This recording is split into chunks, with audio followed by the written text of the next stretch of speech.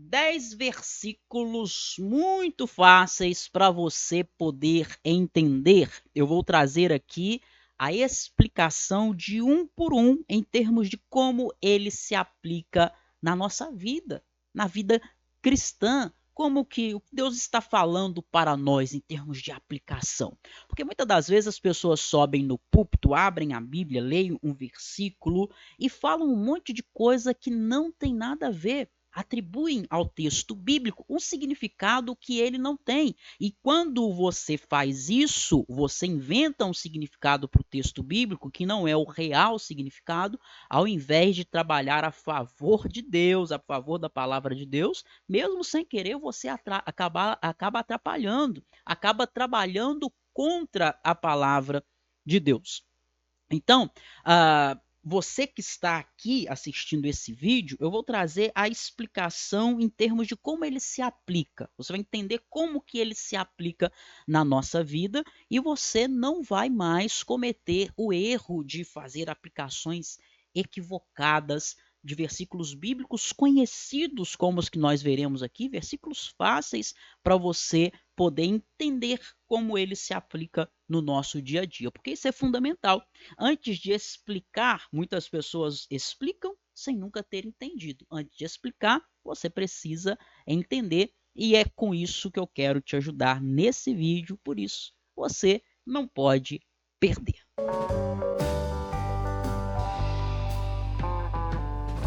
Olá, eu sou Elbert Souza e esse é o canal Teologia Descomplicada. Aqui eu ajudo você a aprofundar cada dia um pouquinho mais o seu conhecimento da palavra de Deus. Diz para mim, é isso que você quer? É esse o seu desejo, a sua vontade?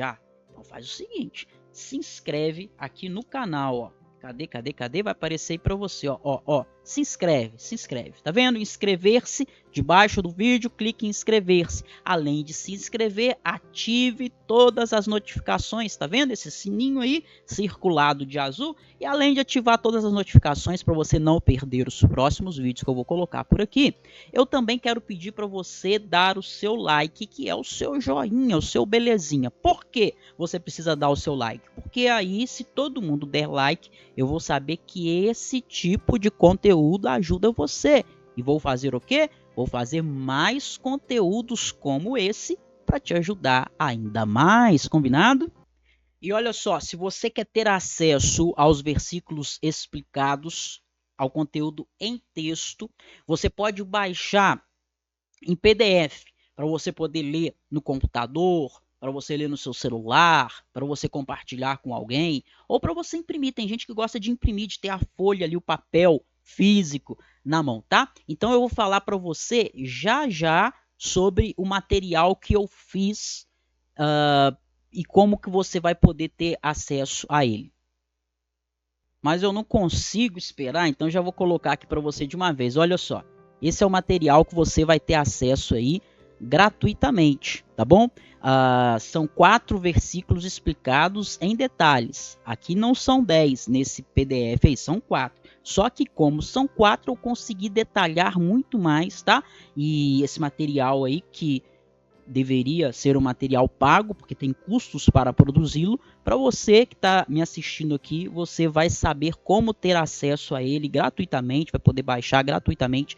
Já eu te conto como, por isso fique muito ligado nesse vídeo, não saia antes de terminar, porque senão você vai perder. Vamos para o nosso primeiro versículo então, vem comigo, você não pode ficar de fora. João, capítulo 14, versículo 6. Respondeu-lhe Jesus, eu sou o caminho e a verdade e eu sou o caminho e a verdade e a vida. Ninguém vem ao Pai senão por mim. Muito bem. O que significa Jesus é o caminho? Quer dizer que somente apenas por meio de Jesus nós somos conduzidos ao Pai. É somente por causa de Jesus que o Pai nos aceita.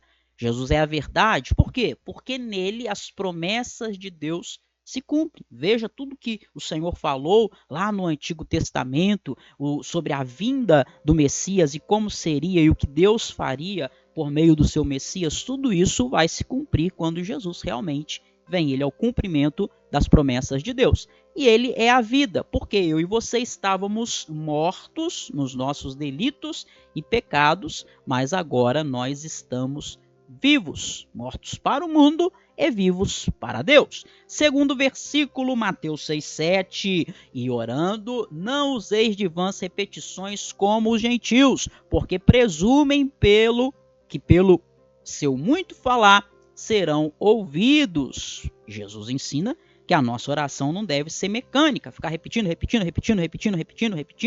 não vai adiantar. A nossa oração é para nós um encontro com Deus, porque nós sabemos que falamos e sabemos que Deus nos ouve, não estamos diante de um Deus morto, inanimado, que nada pode fazer, de uma escultura, não, ele é um Deus vivo. Falamos e ele nos ouve. Então, não é por quantidade de palavras, não é se você usa na sua oração 10.000 palavras, aí Deus te ouve um tanto, mas se você usa 50.000, ele te ouve mais. Não é por argumentos. Tem gente, você já viu, que é bom de argumento. Tem pessoas que são boas de convencer as outras pessoas. Os vendedores, às vezes, fazem as pessoas comprarem o que elas nem querem, mas com Deus não é assim. Não é dando bravatas, não é dando palavras de ordem, como alguns querem fazer. Eu ordeno, eu determino na terra e Deus tem que fazer no céu. E é assim. Olha, não é isso que a Bíblia ensina. Deus não nos ouve porque nós determinamos nada, não é porque você diz, eu me revolto contra a situação, agora é tudo ou nada, Senhor. O Senhor tem que fazer porque o Senhor falou na sua palavra e o Senhor tem que fazer. Não é assim que você recebe nada de Deus, porque Deus nos ouve por graça. Não é por obrigação, não é por convencimento, não é por argumento, é porque Ele tem prazer em nos ouvir. Ele já conhece, se você vê o versículo 8, as suas necessidades antes mesmo que você peça a Ele, ok? Versículo número 3, Mateus 6,33. Buscai, pois, em primeiro lugar o seu reino e a sua justiça, e todas estas coisas vos serão acrescentadas. Esse é um versículo muito distorcido nos nossos dias, porque muitos usam ele para ensinar que o cristão tem que prosperar, tem que ter a melhor casa, tem que ter o melhor carro, que tem que ter o melhor emprego, mas o que nós aprendemos com esse versículo é que devemos confiar em Deus para suprir as nossas necessidades básicas. Não é que Deus está prometendo te dar riqueza e fazer você ficar milionário. Ele está falando acerca das suas necessidades necessárias para a sua sobrevivência. Você não pode ficar obcecado pela busca de riquezas e bens materiais. Existem muitas pessoas, cristãos inclusive, é triste dizer, mas cristãos que ficam fascinados com a prosperidade financeira. Pessoas que querem ganhar o mundo, mas como diz a Bíblia, é arriscado você ganhar o mundo e perder a sua própria alma. Devemos dedicar o nosso tempo e o nosso recurso para quê? Para buscar riquezas para nós mesmos? Não. Devemos dedicar nossos recursos, nosso tempo, nosso talento, nossas habilidades, nossa força, nossa energia para servir ao nosso Deus e para servir aos outros como forma de glorificar ao nosso Deus. Quarto versículo, 2 Timóteo 3,16. Toda a escritura é a palavra de Deus, é inspirada por Deus, é útil para o ensino, para a repreensão, para a correção e para a educação na justiça. Esse versículo fala da autoridade que a Bíblia tem, como livro divino, como livro de Deus. Então a Bíblia, ela é suficiente. O que significa algo suficiente? É algo que por si só já consegue resolver o problema. Se você tem suficiência para andar, você não precisa de um apoiador.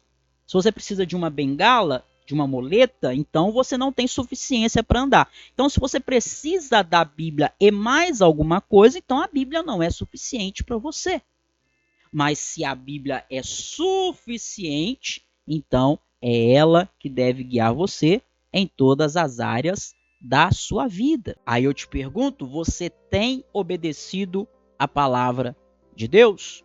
Você está disposto a ser corrigido, a ser repreendido pela palavra de Deus?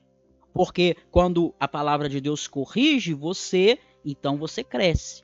Você cresce em justiça, você cresce em santidade. Quinto versículo, Romanos 8, 28. Sabemos que todas as coisas cooperam para o bem daqueles que são chamados segundo o seu propósito. Esse versículo também é muito distorcido. As pessoas falam assim, você pode ter do bom e melhor. Você tem que ter do bom e do melhor, porque todas as coisas contribuem para o seu bem. Não aceite a derrota, não aceite o desemprego, não aceite a doença, porque todas as coisas cooperam para o seu bem. Olha só. Todas as coisas contribuem para o nosso bem. Isso não quer dizer apenas as coisas boas que nos acontecem, mas é tão profundo esse versículo que até as piores tragédias que nos acontecem, nós devemos entender que contribuem para o nosso bem. Não é que Deus perdeu o controle, então algo ruim aconteceu. O que acontece de ruim nas nossas vidas, apesar de Deus não ter prazer, Ele tem controle sobre as coisas ruins também que acontecem. Deus está usando tudo para o seu grande propósito. Qual que é o grande propósito de Deus? Você prosperar financeiramente, ser muito rico, milionário, ter do bom e do melhor, ter a melhor casa, o melhor carro, morar em frente à praia, ter dinheiro lá fora. Não. O que é o grande propósito de Deus para você não é fazer você ficar podre de rico e ter muito dinheiro. O que é o propósito de Deus para você é muito maior do que ter muito dinheiro. O propósito de Deus para você é você ser transformado à imagem de Cristo. Não tem dinheiro, valor monetário que pague isto.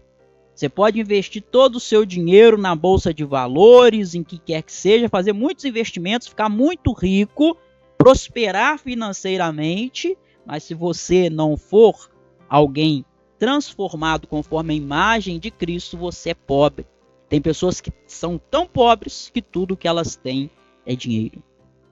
Isso é um grande bem, ser transformado à imagem de Cristo para aqueles que amam a Deus. Para muitas pessoas, um grande bem é um carro de luxo, uma Ferrari, uma Land Rover, uma Lamborghini. Isso é para muitas pessoas um grande bem. Para nós que amamos a Deus, grande bem é nós sermos levados a nos tornar mais parecidos com o nosso Senhor amado Jesus Cristo.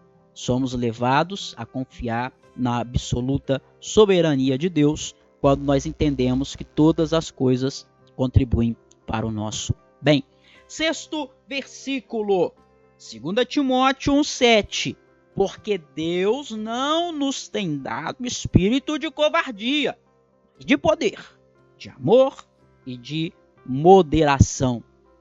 Paulo explica como é o espírito que nós recebemos de Deus.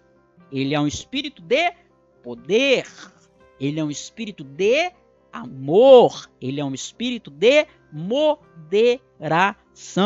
Ou seja, nós devemos rejeitar o medo e viver com a força que vem de Deus. Veja que ao contrário do que os pastores, os pregadores coach que estão aí na internet ensinando autoajuda dizem. Porque a mensagem de autoajuda é: você precisa encontrar a força que há dentro de você. Por que você está buscando a alegria do lado de fora? A alegria está dentro de você. Você precisa buscar isso dentro de si mesmo. Não é o que a Bíblia ensina. Claro que a nossa alegria não está nas outras pessoas, no lado de fora, nos objetos. Não. A nossa alegria não está do lado de fora nas pessoas, nos objetos, mas também não está do lado de dentro de nós. A nossa alegria está em Deus.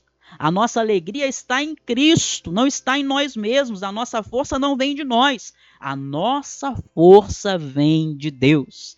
É Ele quem nos fortalece em meio à nossa fraqueza. Quando eu penso que eu estou fraco, aí é que eu sou forte. Eu sou fortalecido pela força que vem de Deus e não pela força que vem de mim mesmo. 7º versículo, Mateus capítulo 5, 9. Bem-aventurados os pacificadores, pois serão chamados filhos de Deus. Olha que interessante. Filho de Deus. Isso é um título que os pacificadores receberão. Veja, os pacificadores vão ser chamados filhos de Deus.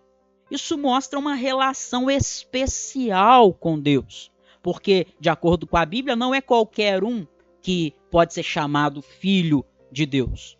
Essa relação especial com Deus, ela é caracterizada por algo.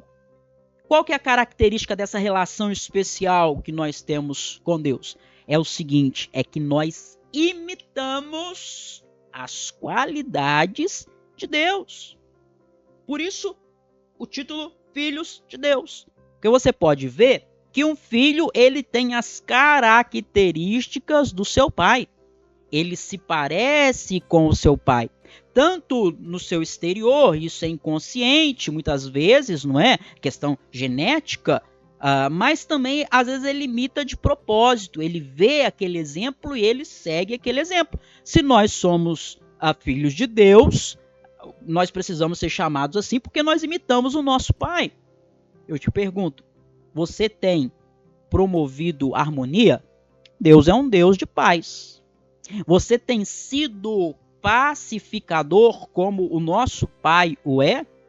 Ou você tem promovido discórdia? A Bíblia diz que Deus, ele não tem prazer naquele que dissemina a discórdia entre os irmãos. Tem muitas pessoas que funcionam como pessoas que promovem a discórdia, que rompem com a harmonia. Mas os filhos de Deus, eles são caracterizados, uma das suas características é que eles são pacificadores.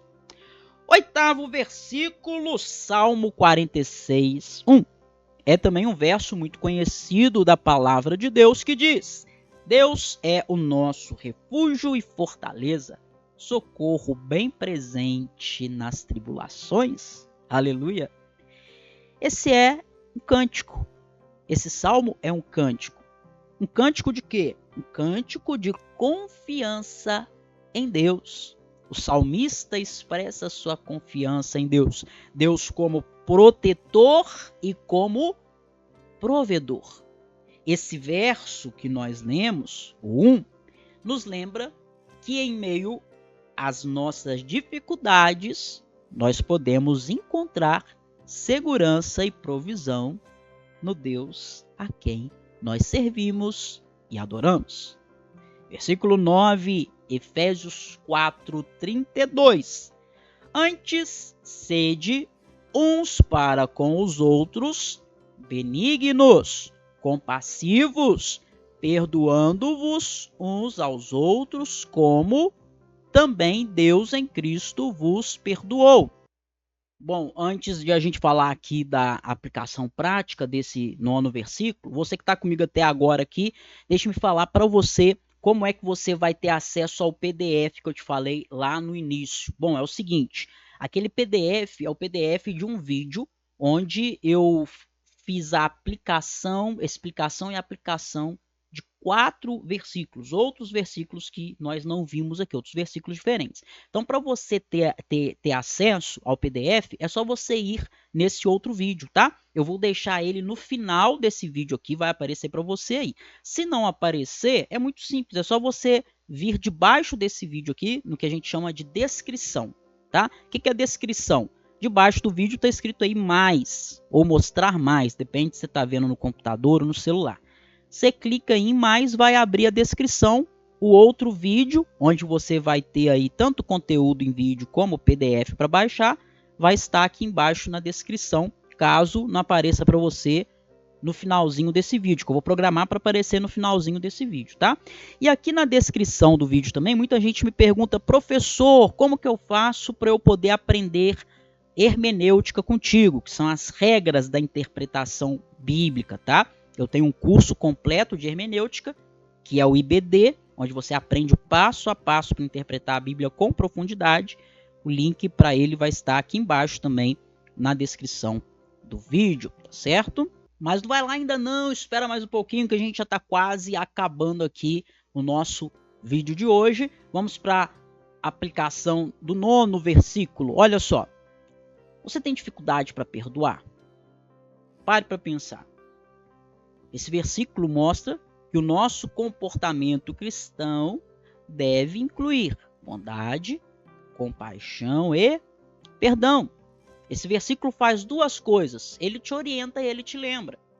Ele te orienta a imitar o caráter perdoador de Deus. Lembra que nós vimos aqui? Os pacificadores serão chamados filhos de Deus. Essa relação de filho de Deus é porque nós imitamos a Deus. Então, olha novamente um versículo mostrando isso, que nós devemos imitar a Deus. Aqui, imitar a Deus no sentido de que Deus é perdoador e nós também devemos ser. Deus te perdoou dos seus pecados, você também deve perdoar aqueles que te ofendem. Ele nos lembra isso, que nós mesmos fomos perdoados em Cristo. Então a pergunta é: como alguém que recebeu tão grande perdão pode negar perdão a alguém? Se você foi perdoado, como você pode não perdoar? 10º e último versículo. Você que está comigo até agora, eu quero que você escreva aqui. Eu vou saber que você veio comigo até o final do vídeo. Você vai escrever o seguinte. Você vai colocar aqui no comentário: vim até o final e o versículo que mais chamou a minha atenção foi... Aí você coloca qual foi o versículo que mais chamou a sua atenção. Só você que veio até o final realmente pode saber qual foi o versículo que mais te tocou, porque você viu aqui comigo os 10 versículos. E aí, quem lê o comentário aqui, todo mundo que veio até o final vai saber que você também veio. Eu vou saber que você chegou até aqui, porque essa é uma frase que só quem chegou aqui saberá. Só os entendedores entenderão, tá? Vim até o final, vim até o versículo 10, até o final aqui. E o versículo que eu mais gostei, ou que mais me tocou, né? Que mais falou ao meu coração, foi o versículo tal, tal, tal. Certo? Combinado? 10º versículo. Se, porém, algum de vós necessita de sabedoria, peça a Deus, que a todos dá liberalmente e nada lhes impropera, e ser-lhes-á concedida. Meus irmãos, aqui é maravilhoso. Tiago, o apóstolo Tiago, escreve nos ensinando como lidar com as provações, com as necessidades. Se você quer aprender a lidar com as necessidades, com as provações, você tem que ler a epístola de Tiago. E aqui nesse versículo que nós estamos lendo, ele está falando de uma necessidade que muita gente tem. Você vê que todos nós carecemos, mas tem pessoas que carecem muito, que é o que? A necessidade de sabedoria. Tem gente que é zero de sabedoria. E aí, você aqui está sendo encorajado a buscar sabedoria como? Através da oração. Eu sempre falo no nosso curso de teologia aqui no canal que estudo, conhecimento e oração caminham juntos. Tem gente que fala: eu não vou estudar teologia porque eu prefiro orar. Quem disse que você tem que escolher entre estudar ou orar? Você deve estudar e orar. Orar e estudar. As duas coisas caminham juntas. Então, você é encorajado por Tiago a buscar sabedoria através da oração, confiando que Deus te responderá generosamente. Muito bem, você que veio aqui comigo, então, até o final desse vídeo, eu fico muito feliz que você tenha chegado aqui. Acredito que o Senhor tocou grandemente o seu coração por meio desse versículo. Não se esqueça de comentar aqui o versículo que mais te tocou e vai aparecer aqui para você no final o vídeo que eu te falei. Tudo, se não aparecer, é só você ir lá na descrição, mas acredito que vai dar certinho, vai aparecer para você. Um grande abraço, que Deus te abençoe e até a próxima.